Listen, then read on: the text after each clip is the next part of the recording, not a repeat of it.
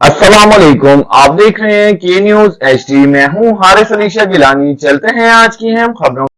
रुक करेंगे साहिवाल का, जहां से रिपोर्ट कर रहे हैं हमारे ब्यूरो चीफ अली रजा।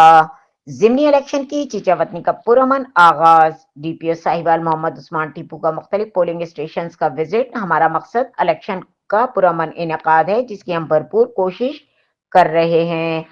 अफसरान और जवानों को सिक्योरिटी हाई अलर्ट और चाको चौबंद रहने की हिदायत। तफसीलात के मुताबिक डीपीओ साहिवाल मोहम्मद उस्मान टीपू ने डिप्टी कमिश्नर साहिवाल शाहिद महमूद के हमरा तहसील चीचावत में आज जारी जिमनी इलेक्शन के दौरान मुख्तलिफ पोलिंग स्टेशन का विजिट किया।